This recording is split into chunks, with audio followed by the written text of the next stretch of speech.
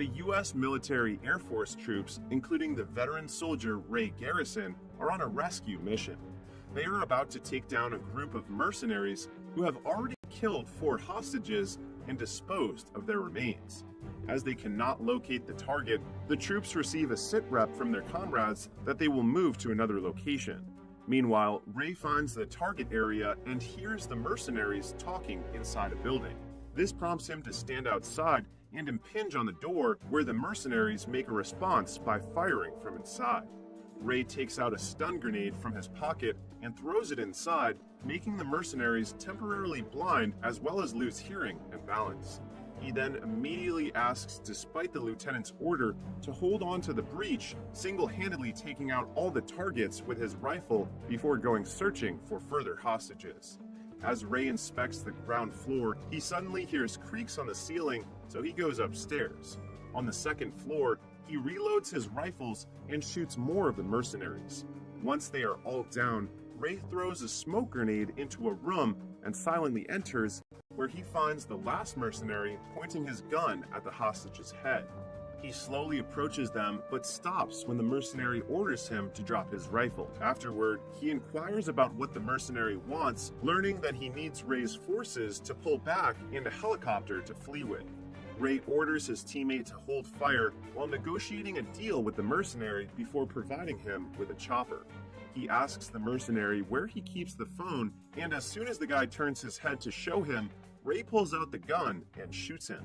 This leads Ray and his troops to a successful rescue operation as they get their target hostage secured from the mercenaries. After that, the U.S. military aircraft transports them to Aviano Air Base in Italy, where the U.S. Air Force has permitted them to spend their vacation anywhere inside the country. Since that is the case, Ray feels happy to be able to reunite with his wife, Gina Garrison, who is waiting for his arrival on their base. They will finally get the opportunity to spend time together and enjoy the holiday by going to a coastal village in Italy located on the Amalfi Coast. Once Ray and Gina reach their destination, they immediately drop themselves at a hotel to get some rest. The following day, when Ray wakes up, there is a letter from Gina telling him that she is going out to get something for their breakfast. While waiting for Gina to return, he goes to take a bath when suddenly 2 mercenaries appear from within the room and abduct him. Soon after, Ray discovers he is being held captive by a bunch of mercenaries while strapped to a chair.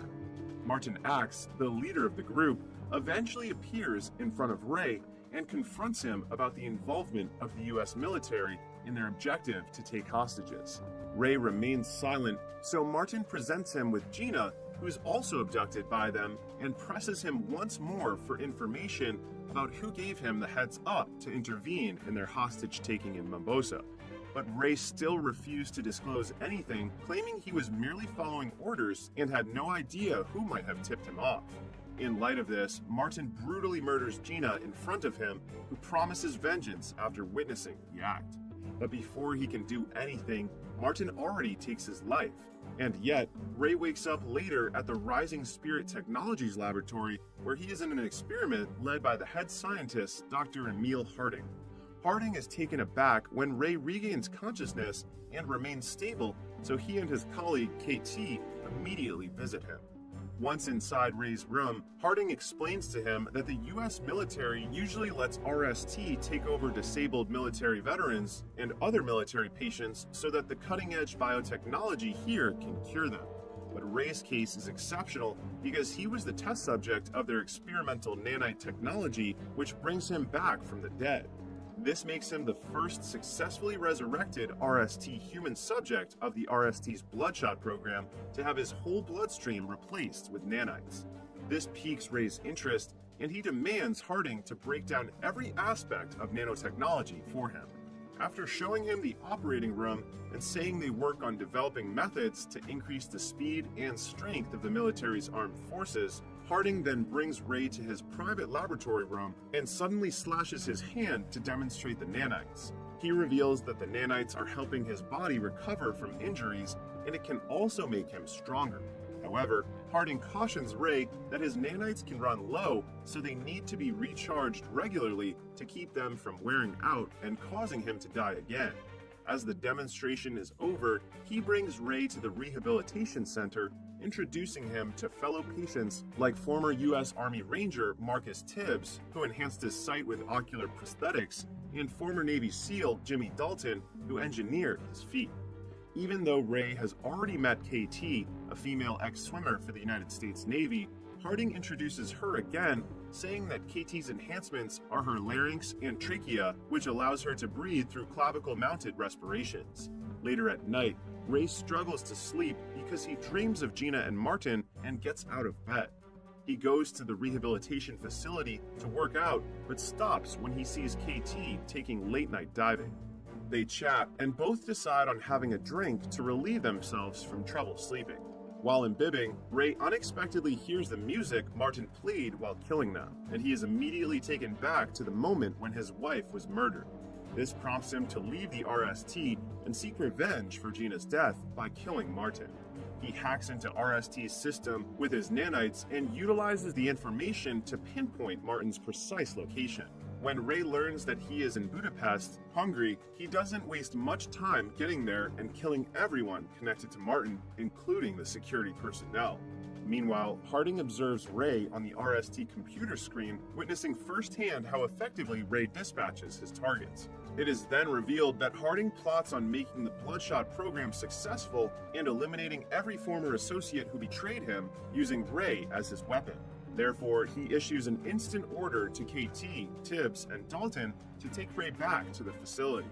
Once Ray returns, Harding puts him to sleep and orders Eric, his co-scientist, to begin resetting his nanites and alter his recollection of Gina's death, replacing the person who kills her from Martin to a person named Nick Barris. KT protests this plan of Harding, but he ignores her and even threatens to shut her enhancements down if she tries to get in the way. When Ray awakens again with no memories, Harding pretends to be surprised again and begins reintroducing RST and the new developments in his body.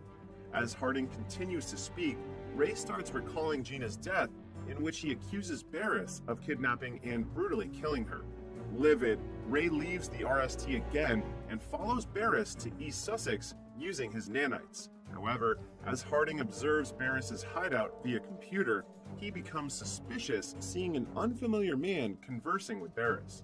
So he asks Eric about him and learns that he is Wilfred Wiggins, a skilled programmer and an open source contributor to many of his innovations, including the nanites. This alarms Harding and KT, but their worries escalate when they find out that Wiggins is ordered by Barris to come here because Barris can't stop panicking, knowing that Harding will send someone to kill him.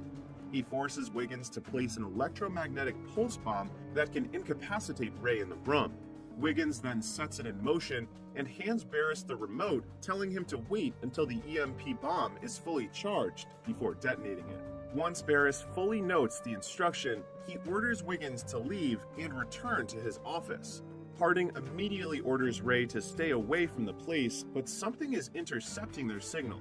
Meanwhile, Ray finally reaches Barris's office and starts accusing him of the murder of his wife, which makes Barris confused, explaining that he is not involved with the murder and the RST is probably lying to him. But with his rebooted memory, Ray refuses to believe Barris and unhesitatingly shoots him. He then attempts to leave the office when suddenly Wiggins activates the EMP bomb using the other remote control. As a consequence, Ray's nanites shut down, breaking his connection to the RST. When Ray falls to the ground, Wiggins immediately takes him to his office, where he uses higher voltage to wake him up and make his nanites function again. Once Ray awakens, Wiggins clarifies that he is not an enemy and proves it by taking off the bonds on his hands. Seeing that Ray is persuaded, he flips the lights back on and keeps eating his noodles while introducing himself to Ray and boasting about his extraordinary coding abilities. He also makes it clear that he is under duress to work for Barris.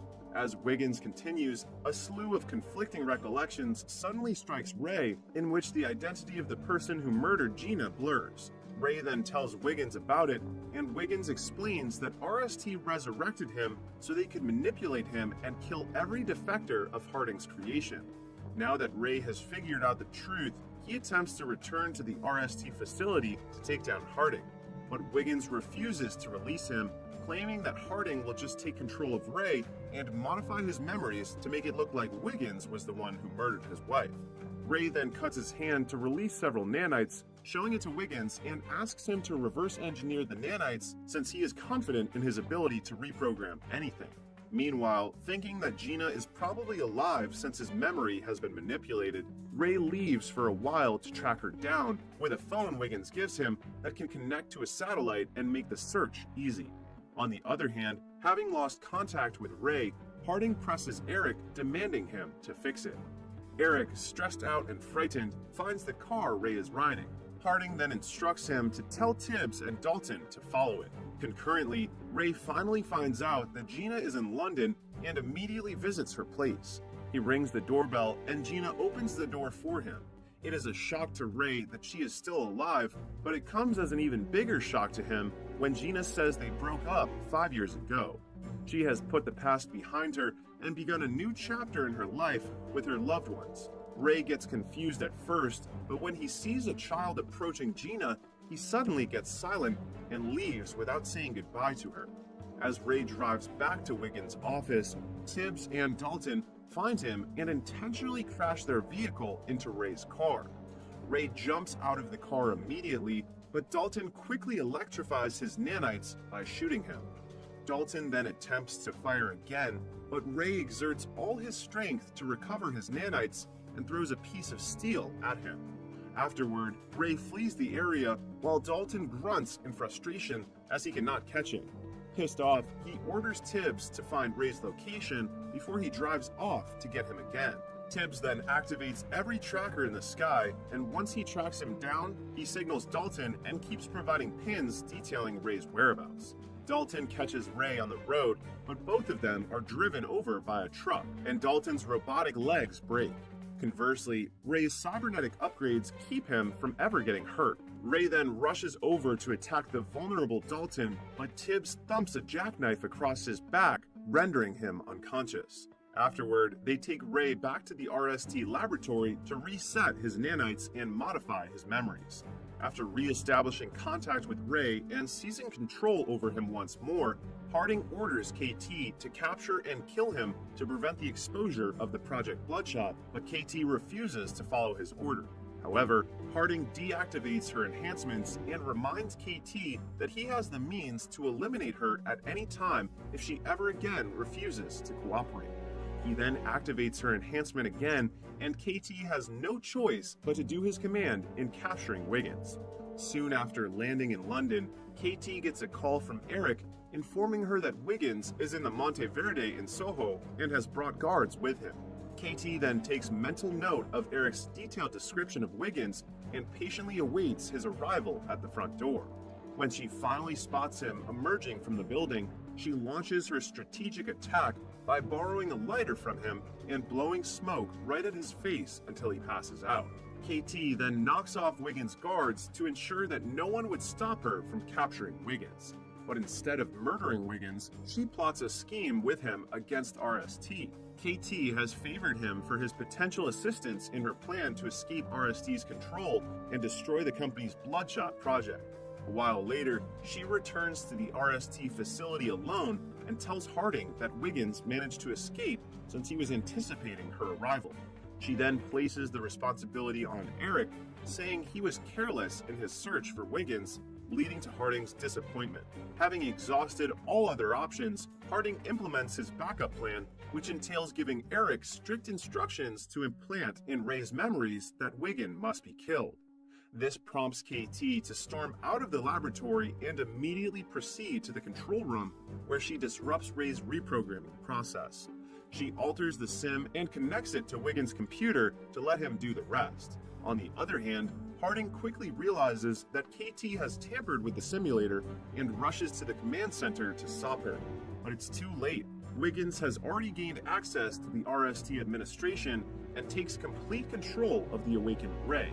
In preparation for Harding's arrival in the control room, KT suits up in body armor laden with smoke grenades. Once inside, Harding makes another attempt to use his remote to shut down KT's rebreather, only to find that he has been locked out. KT throws the smoke grenade at him and runs out of the command center. Afterward, she initiates Phase 2 of their operation and destroys the RST technologies using canisters. Meanwhile, Harding informs Dalton and Tibbs that KT has gone rogue and Ray is awake and offline, and commands them to find Ray, shut him down, and eliminate him if necessary. In the light of this, Dalton and Tibbs instantly put on their combat gears and grab their high-tech weaponry.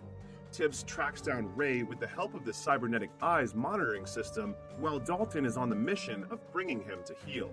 As they begin their task, Tibbs spots Ray on his way to the 74th floor level and notifies Dalton.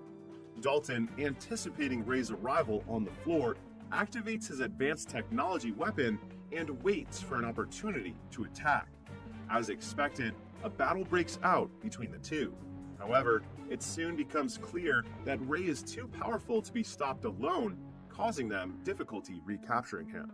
Their battle gets more intense when the building begins to collapse and Dalton lets Tibbs fall even though he hears him yelling for aid.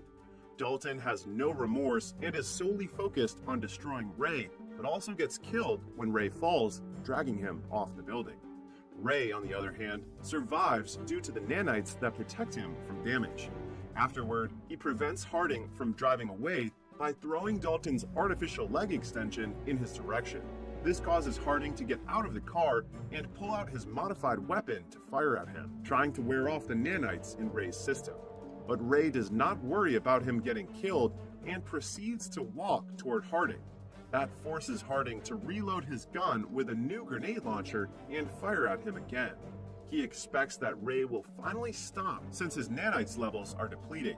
However, Ray is eager to eliminate Harding despite knowing he can almost put himself at risk of death once the nanites in his body overclock and get destroyed. He pulls the pin on a grenade that the nanites disassembled and detonates it just as Harding manages to choke him, ensuring their mutual demise. After a while, Ray wakes up and sees Wiggins sitting beside him, who manages to bring him back to life. Wiggins also enhanced Ray's physical endurance, making his nanites completely independent. The movie ends with Ray getting a fresh start in life with his new family, Wiggins and KT.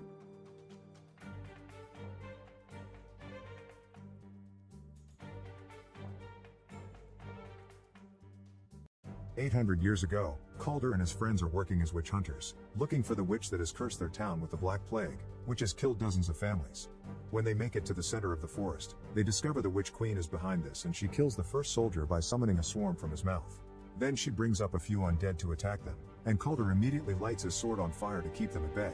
A fierce battle ensues, and while his friends defend themselves from the evil creatures, Calder goes after the queen, only to find a toy on the ground that reminds him of his dead family. Calder realizes this isn't real, and when he snaps out of the illusion, he begins fighting the Witch Queen directly. The queen pushes him through a hole on the tree and traps him with her roots, but Calder lights the sword again and starts a huge fire. Then he stabs the queen to kill her. However, as she dies, the queen curses Calder with immortality so that he'll forever live with his suffering loneliness.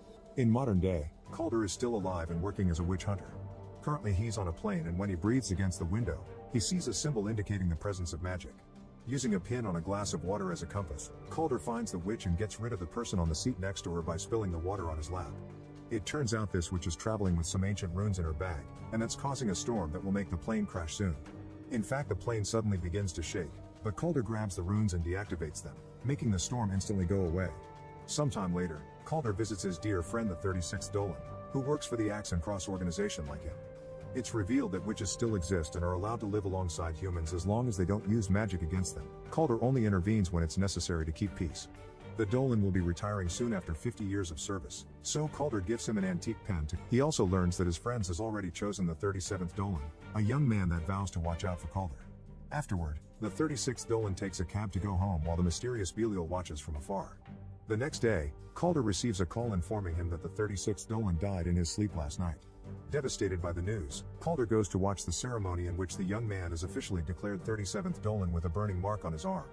Then the two of them go to the dead Dolan's apartment to investigate the death. Calder uses the usual tricks to check for elemental magic, like the breath on the window and a lighter, but there aren't any signs. However, when he's about to leave, he finds 3 dead insects and finds it suspicious. He uses a special powder on the floor and reveals a pentagram, which suddenly explodes and makes runes appear on the walls. This confirms the entire room has been cursed with the rare black magic and that his friend was murdered. When looking further, Calder discovers the pen is gone. He also finds a book with a bloody fingerprint and begins suspecting the new Dolan, but the guy reveals his burnt hands to prove his innocence. When he was a kid, some witches set his house on fire, and it had been Calder who saved him from it. Afterward, the duo goes to the local bakery and force their way into the kitchen, where people are cooking with creepy ingredients. The powerful witch Max is there selling illegal uppers and tries to escape with a cloud of butterflies when he hears them, but Calder blocks his way by capturing the butterflies in a jar. Max says he knows nothing about a user of dark magic, but after Calder insists with a threatening tone, Max explains he sold a forbidden herb to a stranger. Max is blind so he can't describe the guy, but he smelled the scent of arsenic and rotten apples on his body. This gives Calder the idea the killer is in a funeral parlor near an apple tree, so he sends the Dolan home for his safety and goes to investigate alone. Meanwhile, a kid is shocked to find a trail of gummy bears on the streets and follows it to find a beautiful gummy tree near a bright house where Belial is watching. When the kid grabs the gummies, Calder stops him and reveals they are actually rotten apples. The house turns old and ugly, and when Calder enters to investigate, he finds a young scared girl. Calder approaches her only to discover she's a warlock in disguise called Alec. The warlock tries to attack Calder and stabs his hand before running away. Calder's wound quickly closes and goes after Ellis, throwing a knife to stuck him on a wall. After finding Dolan's gift pen, Calder knocks Alec out and takes him to the Council of Witches, where the 37th takes the chance to punch Alec for revenge. The council leader Glazer uses card reading to prove Alec is guilty, and she ignores Calder when he says Alec couldn't have been working alone considering the powerful spell he used. Glazer summons a terrifying creature known as the Sentinel and feeds Alec to it without hesitation.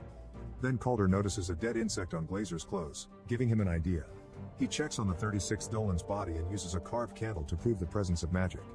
Then he checks Dolan's neck and finds another insect that proves he isn't dead. He's actually been cursed by old school black magic.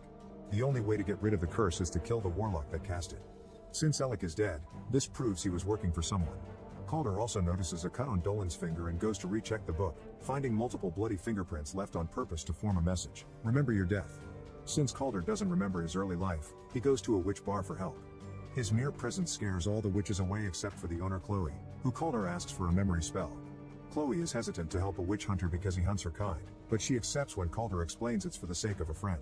She proceeds to put a memory potion inside a cherry, and when Calder eats it, he suddenly finds himself in the cursed woods, seeing his own charred corpse kneeling on the ground. However, when he's about to see more, Belial shows up and pulls him out of the spell. When Calder suddenly finds himself chained to the floor. By breaking his fingers, he manages to get his hand through the cuffs and frees himself before going after Belial, triggering a fight. Unfortunately, Calder is still under the effects of the spell and keeps seeing hallucinations, so he can't fight well. Belial uses the chance to set the bar on fire, leaving Chloe to bring Calder back from his trance. Calder thinks she's the queen and tries to kill her, but she blows a powder into his face and wakes him up just in time. Calder tries to catch Belial again, but Belial opens a root hole on the floor and disappears. Chloe tries to use a fire extinguisher to no avail and laments the loss of her bar because it's all she had, so she says Calder is a monster like everyone says. Later in the evening, Chloe hears a weird noise in her apartment and suddenly all the lights explode, allowing roots to open another hole in the floor and drag her down to hell. Chloe tries to struggle free from their grasp and notices Calder's hand helping her, but at that moment she wakes up and finds herself in the cathedral. Calder and the 37th Dolan are researching Belial, and Calder asks Chloe for help again, convincing her to collaborate to get revenge for her bar. Chloe accepts, but with her bar gone she needs ingredients for the potion, so she takes Calder to a friend's house. When they arrive there, Chloe is devastated to discover her friend has been murdered and all the important plants were stolen. At that moment she gets a call coming from her friend's phone, but it's Belial with a message threatening them with more attacks incoming. Since they don't have other choice, Calder goes to see the dangerous witch Danique, who accepts to lend them the plants. However, while Chloe is distracted checking the plant, Calder suddenly begins seeing illusions of his family. It turns out Danique is a traitor, and while her employees catch Chloe, Calder gets trapped in a memory spell. He enjoys seeing his family again, but his happiness is interrupted by Chloe, who keeps talking and pushing until he wakes up. Back in reality, Calder finds himself being dragged away by Danique's men. He immediately knocks them all out and finds Chloe, freeing her before interrogating Danique. The witch swears she doesn't know Belial's intentions, she only got him the plants he needed. Calder decides to leave without punishing her, but Chloe takes revenge by stealing Danique's magical gem and destroying it, which reveals Danique's real hideous face.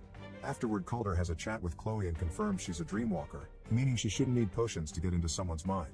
Chloe confesses she's afraid of her ability because when she used it on her brother he died, so Calder takes her to a sacred place that shows the history of witches. After teaching her of her legacy, he reminds her he can't die and guides her through the process of seeing his mind. The duo revisits the night of the curse and finds Calder's charred body, which roared when his friends came closer. When the first Dolan tried to destroy the Queen's heart, Calder began screaming in pain, meaning they couldn't kill the Queen without killing Calder too. The heart was kept hidden, and Chloe realizes Belial killed 36 Dolan because he knew where the heart is and will use it to bring the Queen back. Meanwhile, Belial kidnaps Max to take him to the Old Woods, where he puts it against a tree to sacrifice him to the Witch Queen as he summons it with the heart. Back to Calder, he goes to the cathedral and yells at the 37th Dolan because nobody in the organization ever told him they hid the heart. The young man responds the 36th Dolan had been considering destroying the heart to grant Calder his freedom. He also provides Calders with the location of Belial's truck, which can be tracked. Moments later, Calder arrives at the woods and discovers Max has been possessed by the Witch Queen. Chloe suddenly appears behind him, but when Calder gets distracted, Belial drops the illusion and attacks Calder with fire magic followed by a few shots. However, Calder is fast and quickly throws a knife to kill him. The Queen uses this distraction to stab Calder with a root and retrieve the immortality, explaining she hadn't gifted it to him. He has just been keeping it safe until she could regain her body. Max loses his shape and transforms into the Queen, who attacks Calder with a magic swarm, but when Calder responds with a shot, she disappears into the tree. Calder rushes back to the city and discovers the 36th Dolan has reawakened. However, Calder isn't happy. He knows the Queen will cast a Black Plague curse and he can't do anything to stop her. The Dolan reminds Calder he already killed the Queen once and encourages him to try again. Determined to prove himself to his friend, Calder retrieves a legendary sword plus a bunch of runes to arm himself. Then he leaves with Chloe and the 37th Dolan to visit the council room, where the plague tree is kept away from evil hands. Glazer is found dead, confirming the Queen is here to unleash the plague. They follow a secret corridor into the cave where the council kept the arrested witches, and Calder breaks a wall to release Alec's body, which is chanting away the plague spell. While Chloe enters Alec's mind, the Sentinel shows up. It is met with fire from Calder and Dolan, but bullets do nothing. Calder is pushed away, but he quickly recovers and jumps on top of the Sentinel to stab him with the sword and shoot right into its weak spot, making it explode. Meanwhile, Chloe appears in Alec's mind and tries to stab him, but Alec jumps on her and pushes her down to kill her. After some struggling, Chloe manages to push back and throws Alec into the root hole, which instantly stops the chanting of the plague spell. While Chloe returns to reality, Calder goes after the Queen, who creates the illusion of a post-apocalyptic world to fight Calder there. Because Calder is mortal now, every hit leaves a scar on him. After exchanging a few hits, Calder manages to stab the Queen, but this only gets rid of the illusion. Back in reality, Calder uses a rune to light his sword on fire and knocks down the Queen again, but when he is about to land the final blow, he's interrupted by the 37th Dolan, who shows up holding Chloe at gunpoint. It turns out he's a witch too, but he isn't capable of using magic, and the witches Calder killed when he was a kid were his parents. The Dolan shoots Calder and hands Chloe to the Witch Queen, who immediately uses her to start the chanting again and finally releases the plague all over the city. Dolan hopes he'll be granted magic as a reward, but the Queen sees magicless people as useless and kills him with her swarm. Meanwhile, an unconscious Calder begins dreaming about his family, who support him and motivate him to try again. Calder wakes up and uses the weather rune from the plane on the sword to activate a lightning effect. He proceeds to throw it at the Queen, effectively killing her and gaining back immortality. As his wounds heal, the plague disappears from the city. The Queen's body crumbles in ashes, but the heart is still beating. Calder wants to stab it, not caring about his own future, but Chloe stops him by explaining the world still needs him to keep fighting witches. She also promises she'll keep the heart safe and won't let him be alone again. Sometime later, Calder tells the 36th Dolan that he won't work for the organization anymore, then leaves with Chloe to find their next adventure.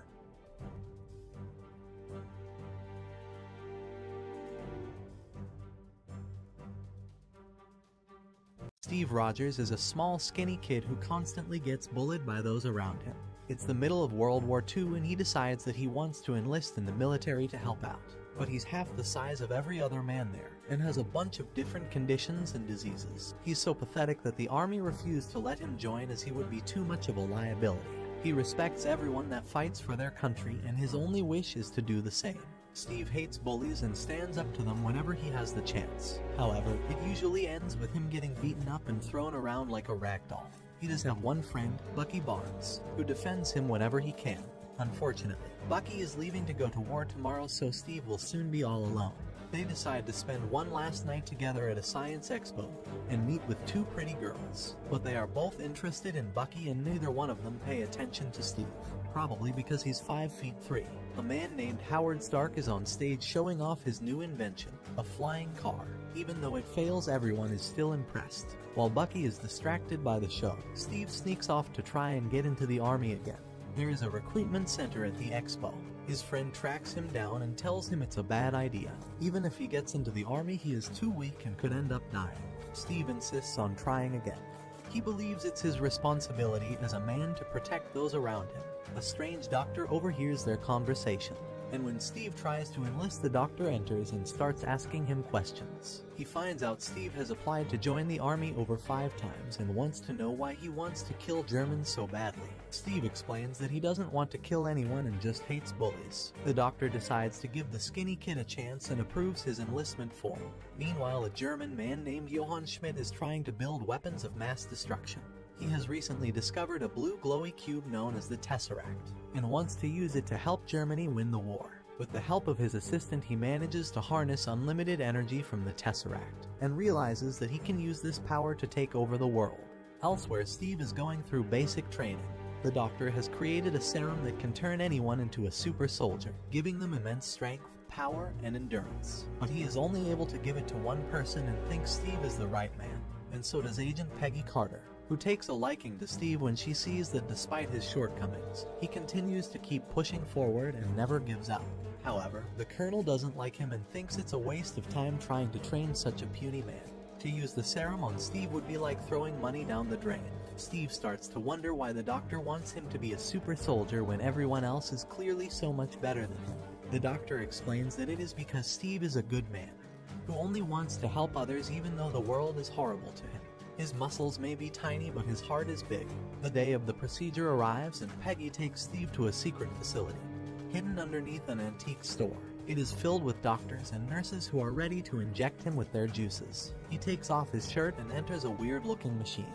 The Colonel watches from above with some of his colleagues. Howard Stark is also there working with the doctor. The machine closes and the procedure begins. He gets injected with the serum, but he starts screaming out in pain. Peggy yells out to stop or he will die. Before Howard can turn the machine off, Steve tells him not to, and says that he can do this. The procedure continues, and when it is finished, the machine doors open, revealing a fine specimen of a man with juicy muscles. He is no longer a weakling, and everyone is shocked. Suddenly, a man in a suit steals a vial of the serum and shoots the doctor before running away. With his last dying breath, the doctor reminds Steve to always be a good man. Steve chases after the thief as fast as he can, surprised that he is now able to run super fast without getting tired and can jump over fences with ease. He starts jumping from car to car until he lands on the vehicle the thief is driving. While trying to shake Steve off, the driver crashes the car and is forced to continue on foot. He takes a hostage and shoots at him, trying his best to get away. When he runs out of bullets, he disposes of the hostage and gets into a high-tech submarine. But Steve is so powerful now that he is able to catch the submarine and the thief with ease. Realizing he doesn't stand a chance, the thief ends his own subscription to life. Before dying, he says 2 words, "Hail Hydra." Hydra is a German organization that wants to win the war and take over the world. Schmidt is their leader, and he has been busy creating a super weapon, capable of decimating every country on Earth, even Germany. Schmidt wants to create a new world where Hydra is in control. When some German soldiers find out what he is doing, they don't like it, but he deletes them before they have a chance to warn anyone. His assistant, Zola, starts to worry that Schmidt has gone crazy. When Steve finds out about Hydra, he wants to go after them. The Colonel doesn't want him and says the procedure was a waste. Steve is just one man and there's nothing he can do for them. Feeling defeated, Steve starts to work as a performer, dressing in red, white, and blue and calling himself Captain America. He entertains people all over the country, providing them morale during the war. He becomes famous and even gets his own comic book. However, Steve isn't happy with his new life and feels like he could be doing more to help. One day, Peggy comes to one of his shows to see him. She mentions that the Colonel sent a regiment to go and deal with Hydra, but out of 200 men, only 15 returned. The rest were killed or captured. Steve realizes that his best friend Bucky was one of the soldiers that were captured, and he wants to get him back. But the Colonel isn't interested. He says it would be too dangerous and he doesn't have enough men. Steve decides he is going to go and get Bucky back all by himself. Peggy and Howard help by flying him to the Hydra base. When they arrive, Steve jumps out of the plane and parachutes to the surface. He gets into the base by sneaking into a truck and slowly makes his way to the prisoners without getting spotted. But Bucky isn't there with them. The prisoners all rush out of their cell and start to attack the Hydra guards, even stealing their own weapons to use against them. It doesn't take long for them to get control of the base. When Schmidt sees this, he pushes a self-destruct button that will destroy the base in 6 minutes, giving himself and Zola enough time to escape. After searching the base, Steve manages to find Bucky, who is happy to see him. He is surprised to see that Steve is now 6 feet tall and built like a white Ronnie Coleman. When the timer reaches 0, the base starts to explode. Steve bumps into Schmidt and punches him in the face. The two fight and Schmidt is able to knock the super soldier to the floor. It is revealed that many years ago, Schmidt took the super serum himself. However, it wasn't fully completed yet and had terrible side effects.